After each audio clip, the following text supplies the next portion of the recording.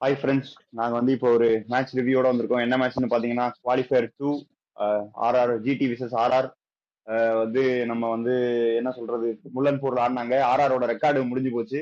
4-4 ஜெயிச்சுட்டு இந்த கேம்குள்ள வந்தாங்க. 5-4 ஆயிடுச்சு. இப்போ சொல்லுங்க, டீம் சேஞ்சஸ்ல இருந்து போவோம். சொல்லுங்க. இல்லதான் நம்ம எக்ஸ்பெக்ட் பண்ண மாதிரி தான் ஒரு அடிஷனல் ஸ்பின்னர் ஆடுறதுக்காக வந்தாங்க. ஆடினாங்க. ஆனா பேட்ஸ்மேன் ஆடினாரு, அது வேற விஷயம். இந்த சைட்ல பாத்தீங்கன்னா சுஷாந்த் மிஸ்ரா ஆடல, துஷார் தேஷ்பாண்டே ஆடினாங்க. மேபி அந்த இம்பாக்ட் சப்போட இதுக்காக ஏதாவது யோசிச்சு அவங்க பண்ணிருப்பாங்க நினைக்கிறேன். பெருசா வேற சேஞ்சஸும் இல்ல. அதான், ஆனா சாய் கிஷோர் எதுக்கு எடுத்துட்டு வந்தாங்கன்னே தெரியல. அவங்க ஒரு பாலை கொடுக்கவே இல்லை அவர்கிட்ட.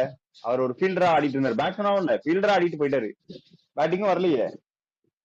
சொல்றேன், பியூர் பேட்ஸ்மேனா நம்பி எடுத்துட்டு போன மாதிரி ஒரு கணக்காயிடுச்சு. ஆமா. சரி வாங்க அப்படியே போவோம். டாஸ் வந்து டாஸ்லயே ஒரு கோளாறு நடந்தது. சொல்லுங்க, டாஸ் கேட்டுச்சு கேட்கல. 2011 வேர்ல்டு கப் ஃபைனல் மாதிரி ஆகிட்டாங்க. டாஸ் வந்து 50-50 சொல்லுவாங்கல்ல, அதனால 2 வாட்டி போட்டிருக்காங்க. ஒரு வாட்டி நீங்க ஜெயிச்சு, ஒரு வாட்டி நாங்க ஜெயிச்சிட்டோம் அப்படின்னு சொல்லிட்டு ரியான் பராக் கொடுத்துட்டாங்க. வேற ஒண்ணு இல்லை. அதான் ஒரு மாதிரி நிறைய சமயங்கள்ல பெஸ்ட் ஆஃப் 3 நாங்க போடுவோம். அந்த கல்லி கிரிக்கெட்ல இருக்கிற அவங்க பயன்படுத்தலன்னு நினைக்கிறேன்.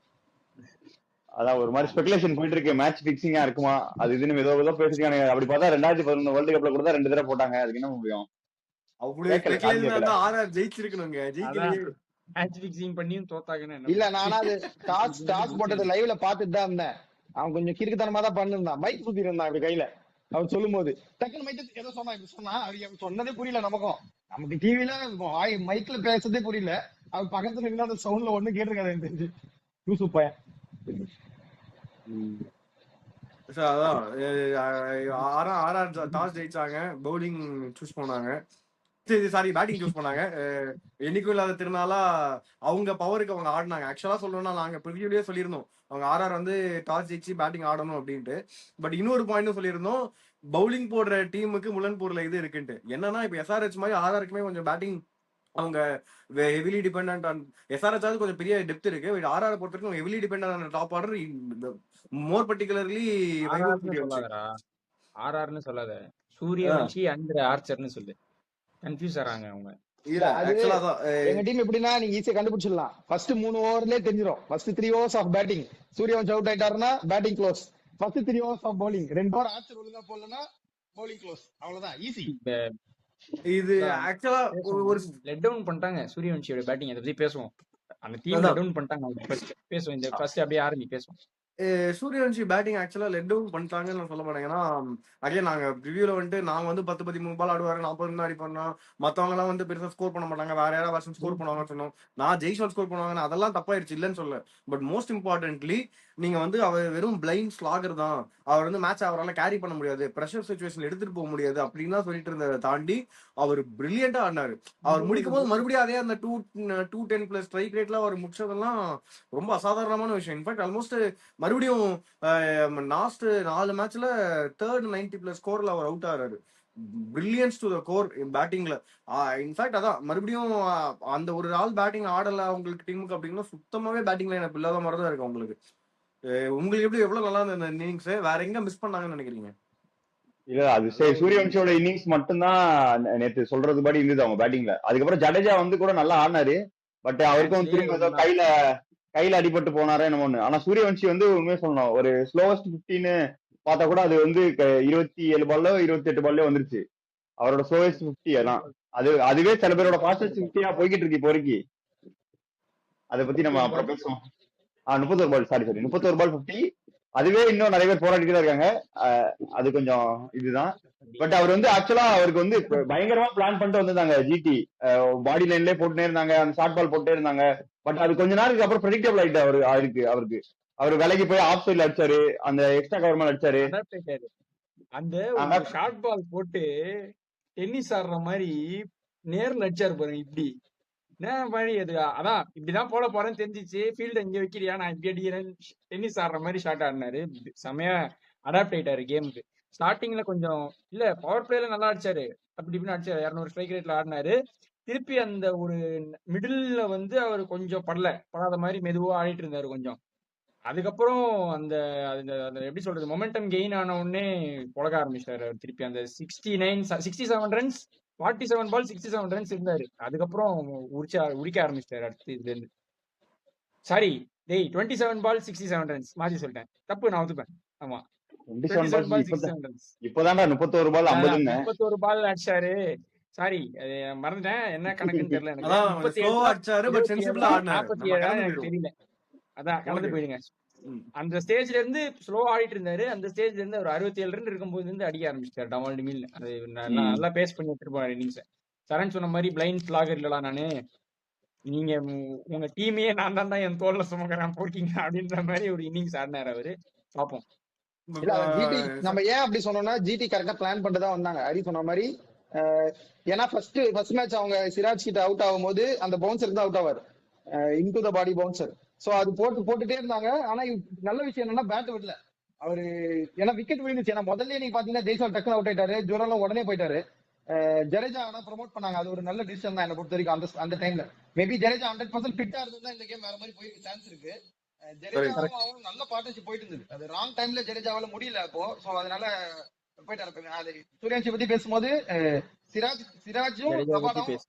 டிஃபரெண்ட் பிளானோட தான் வந்தாங்கன்னா, நீங்க சிராஜ் பாத்தீங்கன்னா இன்டு த பாடி பவுன்சர் போட்டிருந்தாரு, ரபாடா அவே ஸ்விங் போட்டுட்டே இருந்தாரு.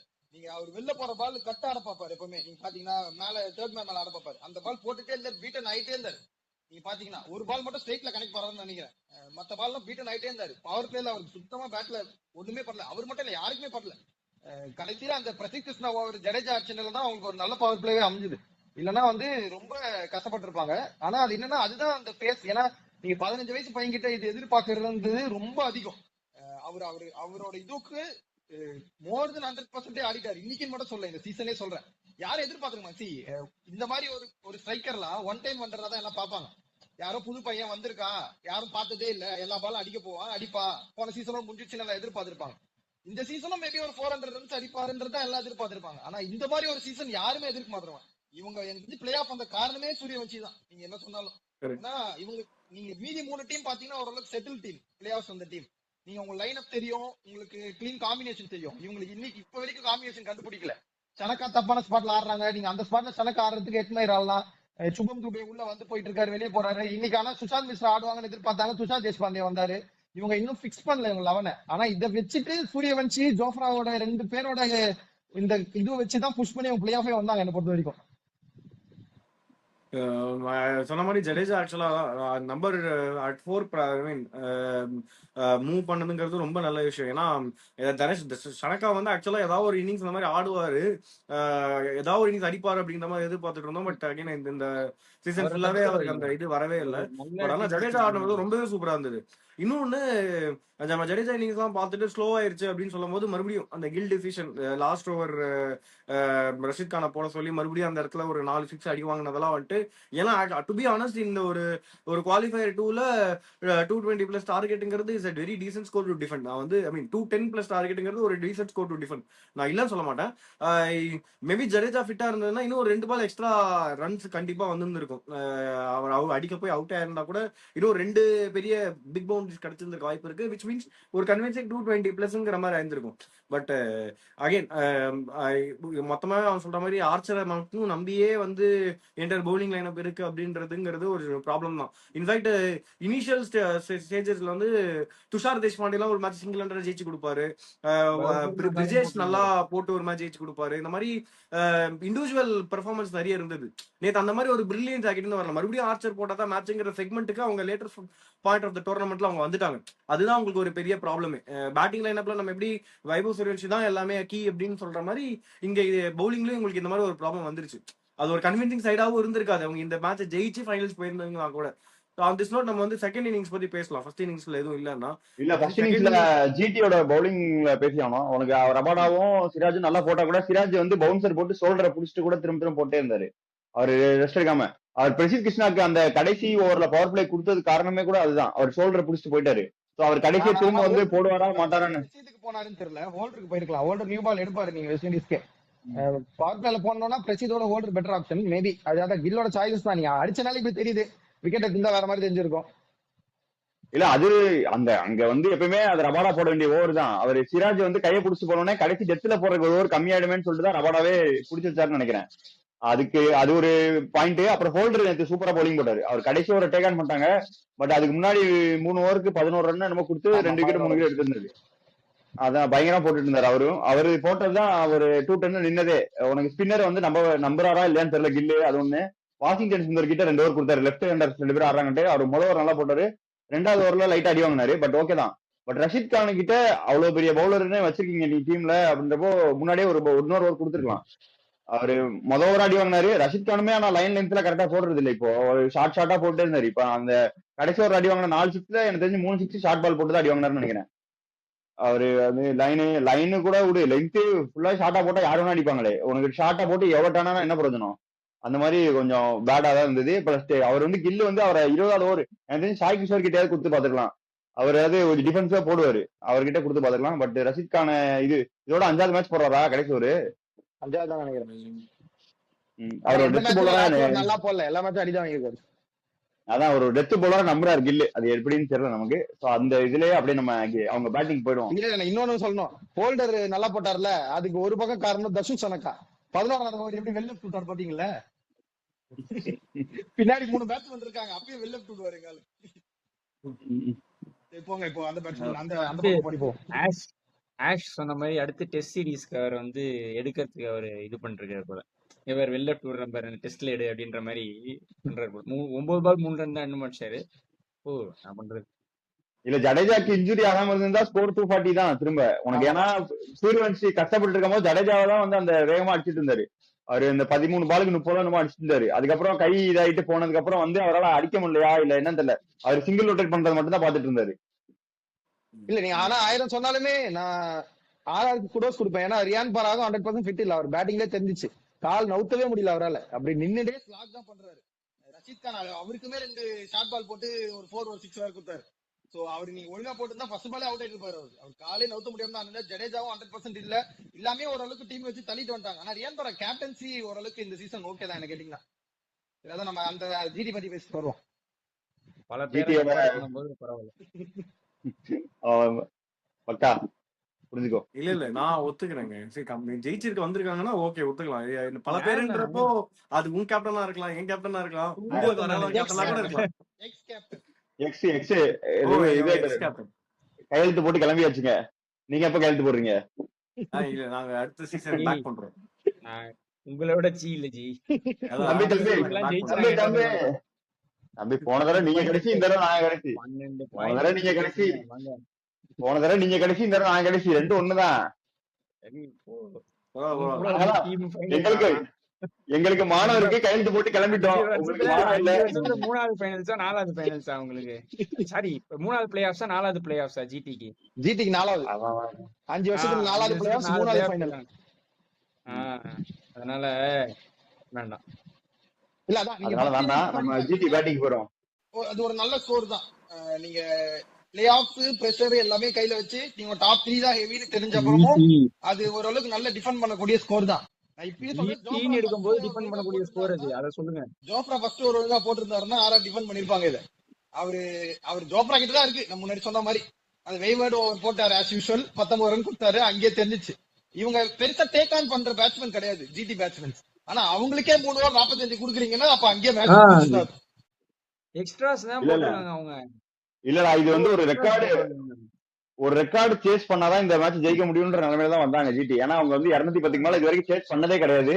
பிளே ஆஃப்லயும் இதுதான் சேஸ் பண்ணா அதிக டோட்டல் சேஸ் பண்றது. சோ இது வந்து ஒரு ரெக்கார்டு சேஸ் நோக்கி அவங்க வந்தாங்க. அதுக்கேற்ற மாதிரி நீங்க பவுலிங் சரியா கிடைக்காதனால 3 ஓவர் 45 அடிச்சோடனே தெரிஞ்சிருச்சு அவ்வளவுதான் இவங்க தான் ஜெயிக்க போறாங்கன்ட்டு.